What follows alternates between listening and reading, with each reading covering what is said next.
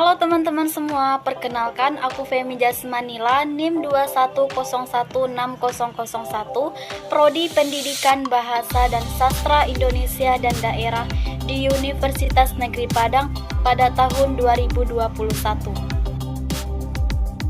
Oke teman-teman semua, di video kali ini saya akan menjelaskan materi mengenai metode pembelajaran bahasa yang dilatar belakangi oleh psikologi tradisional, behavioristik, kognitivistik, dan humanistik. Oke, kita langsung pada poin yang pertama, yaitu teori belajar dalam psikologi tradisional. Mungkin beberapa dari teman-teman ada sedikit canggung dengan kata psikologi tradisional. Nah, kira-kira apa sih yang dimaksud dengan psikologi tradisional itu? Jadi, yang dimaksud dengan psikologi tradisional itu adalah psikologi yang konsep-konsepnya tidak didasarkan atas penerapan metode ilmiah.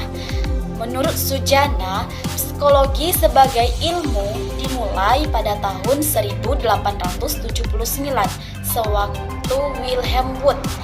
Nah, Wilhelm Wundt ini adalah seorang ahli filsafat, ahli FAL, dan psikologi yang mendirikan laboratorium psikologi di kota Leipzig, Jerman.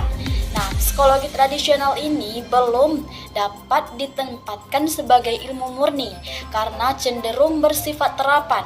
Misalnya, dikaitkan untuk menganalisis konsep-konsep sosial, politik, pengajaran, dan sebagainya. Sedangkan menurut Superland, aliran psikologi tradisional ini kurang lebih dibagi menjadi atas 5 aliran. Yang pertama, psikologi masa Renaissansi dan humanistik klasik abad ke-15 dan 16. Kedua, ada psikologi reformatif dan kontra-reformatif pada abad ke-16. Yang ketiga, ada psikologi zaman realisme, yaitu terdapat pada abad ke-16 dan 17. 4. Ada psikologi zaman rasionalisme, yaitu pada abad ke-17. Dan yang terakhir ada psikologi abad ke-19.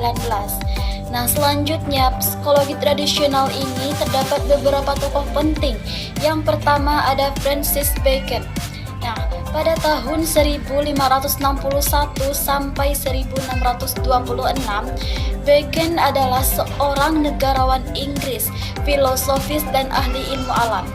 Nah, semasa dalam hidupnya, Bacon menulis 3 buah buku yang berjudul. Yang pertama, ada The Advancement of Learning. Yang kedua ada The New Atlantis. Dan yang terakhir ada Novum Organum. Selanjutnya ada tokoh John Locke.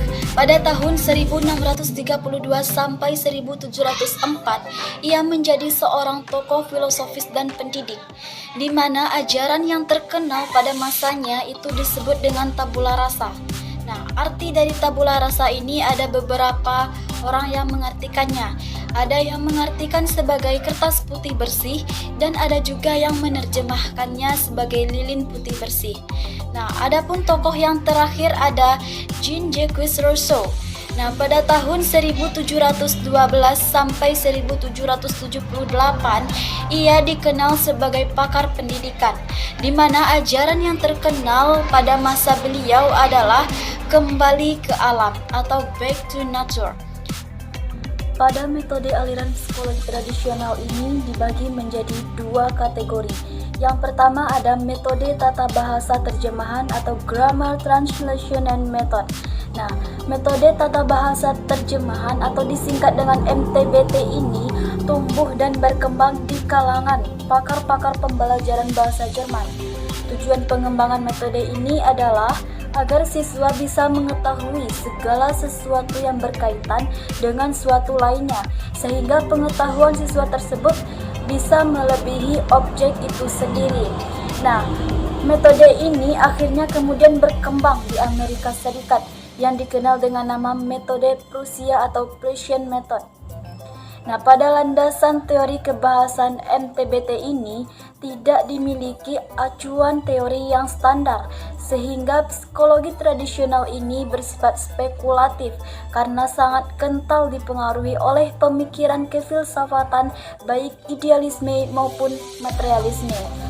sebagai landasan teori pembelajaran yang digunakan dalam penyusunan MTBT ini juga tidak jelas, sehingga dapat mempengaruhi penyusunan MTBT juga psikologi tradisional, terutama empirisme.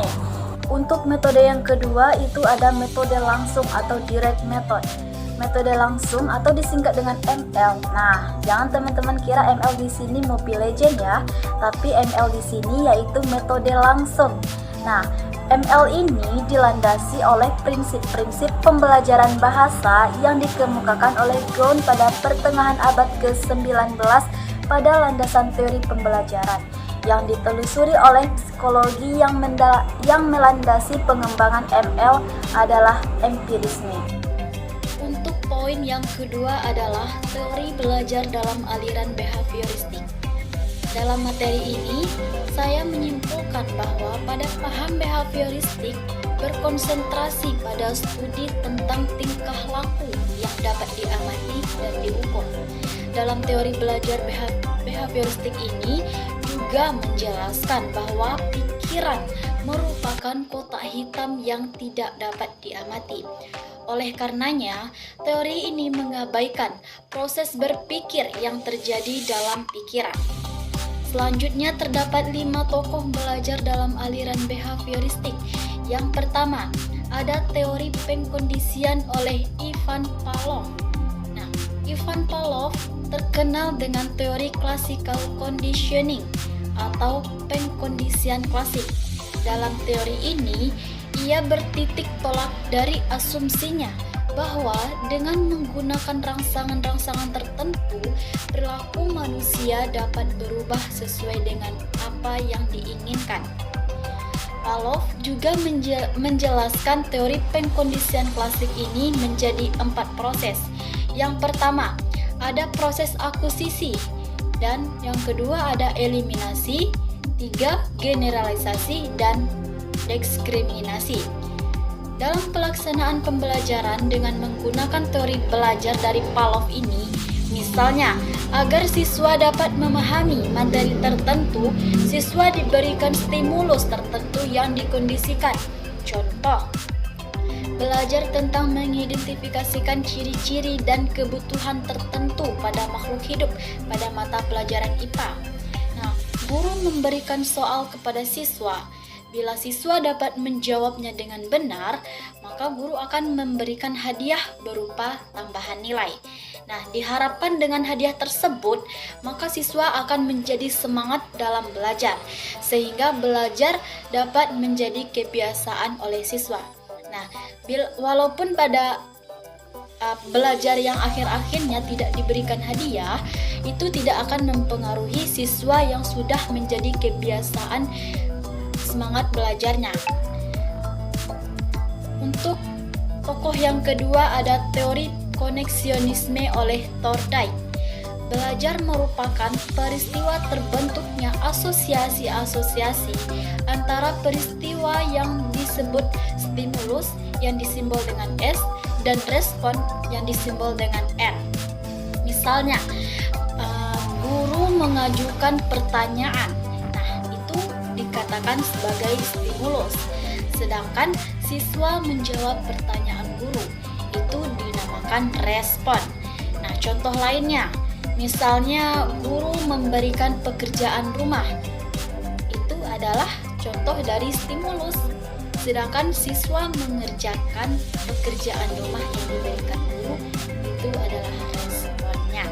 Nah, dalam hal tersebut, belajar adalah upaya untuk membentuk hubungan antara stimulus dan respon, sehingga semakin banyak yang hubungan mereka yang terikat, maka teori inilah yang dikatakan sebagai paham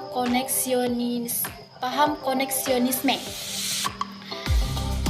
Selanjutnya ada 3 hukum belajar dalam teori Thorndike. Yang pertama, ada hukum kesiapan atau law of readiness.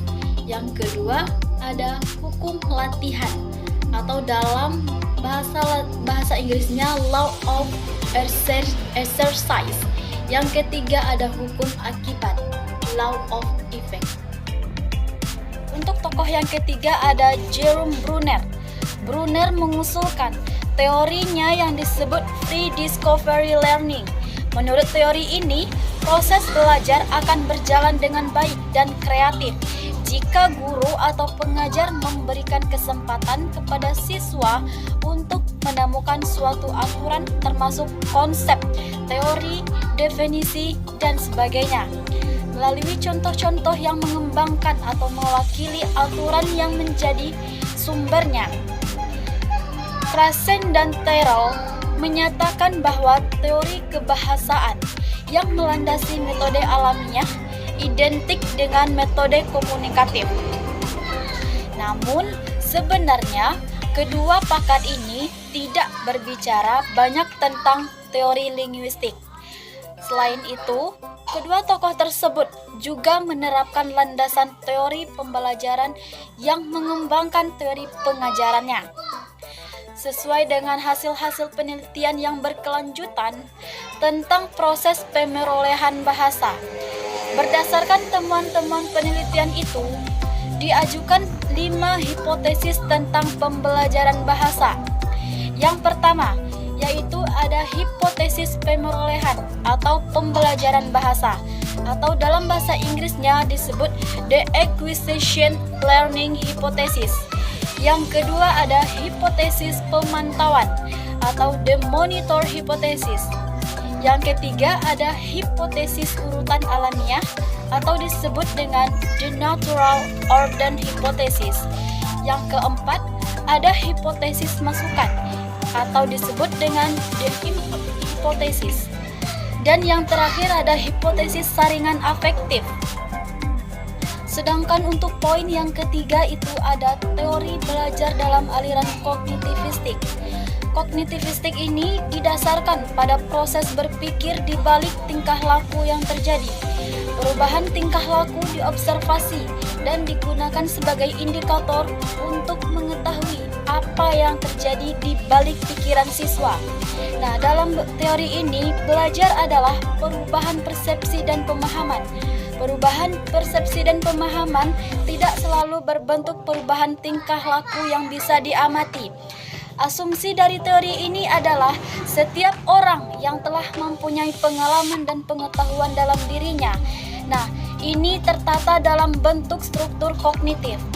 Beberapa tokoh yang terdapat dalam aliran kognitif ini, yang pertama ada Jean Piaget. Nah, menurut Jean Piaget ini, ia membagi proses pembelajaran menjadi 3 tahapan. Yang pertama, ada proses asimilasi, yaitu proses penyatuan. Yang kedua, ada proses akomodasi atau penyesuaian. Dan yang ketiga itu ada ekuilibrasi, yaitu proses penyeimbangan. Menurut Piaget, proses belajar harus disesuaikan dengan tahap perkembangan kognitif yang dilalui individu atau siswa. Yang dalam hal ini, Piaget membaginya menjadi 4 tahapan. Yang pertama ada tahap sensori-motor. Dan kedua ada tahap praoperasional. Yang ketiga ada tahap operasional konkret. Dan yang terakhir ada tahap operasional formal. Sedangkan tokoh yang kedua itu ada David Ausubel. Menurut David Ausubel, individu akan belajar dengan baik jika apa yang disebut pengatur kemajuan atau belajar atau advice organizer didefinisikan dan dipresentasikan dengan baik dan tepat kepada individu atau siswa. Pengatur kemajuan belajar adalah konsep atau informasi umum yang mewadahi atau mencangkup semua isi pelajaran yang akan diajarkan kepada siswa. Ausubel percaya bahwa advice organizer dapat memberikan 3 macam manfaat. Yang pertama, yaitu dapat menyediakan suatu kerangka konseptual untuk materi pelajaran yang akan dipelajari siswa. Yang kedua, yaitu berfungsi sebagai jembatan yang dapat menghubungi antara apa yang sedang dipelajari siswa atau mahasiswa saat ini dengan apa yang akan dipelajari sedemikian rupa. Dan yang terakhir yaitu dapat membantu individu atau siswa untuk memahami bahan pelajaran secara lebih mudah. Untuk tokoh yang ketiga ada Jerome Bruner. Bruner mengusulkan teorinya yang disebut free discovery learning. Menurut teori ini, proses belajar akan berjalan dengan baik dan kreatif jika guru atau pengajar memberikan kesempatan kepada siswa untuk menemukan suatu aturan termasuk konsep, teori, definisi, dan sebagainya. Melalui contoh-contoh yang mengembangkan atau mewakili aturan yang menjadi sumbernya. Krashen dan Terrell menyatakan bahwa teori kebahasaan yang melandasi metode alamiah identik dengan metode komunikatif. Namun, sebenarnya kedua pakar ini tidak berbicara banyak tentang teori linguistik.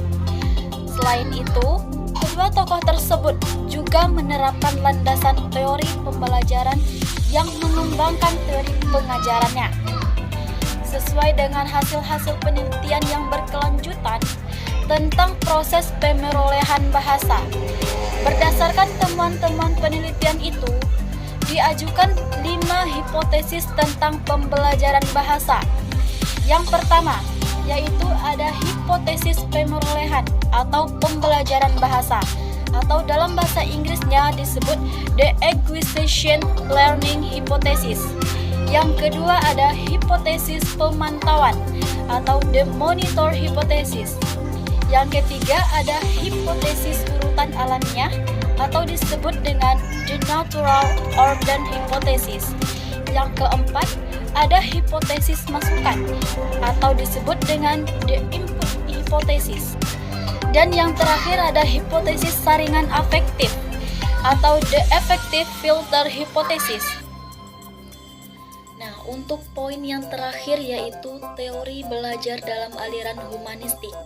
Dalam teori ini, humanistik memandang bahwasanya belajar adalah usaha untuk memanusiakan manusia. Proses belajar yang dianggap berhasil jika dipelajari dapat memahami lingkungannya dan dirinya sendiri. Teori belajar pada aliran humanistik ini berusaha memahami perilaku belajar dari sudut pandang pelakunya, bukan dari sudut pandang pengamatannya. Dalam pemikiran humanistik ini bersifat mendesak agar di dalam mengajar, guru harus memerhatikan minat dan kebutuhan anak, sehingga dapat menciptakan lingkungan kelas yang sehat secara sosial dan emosional yang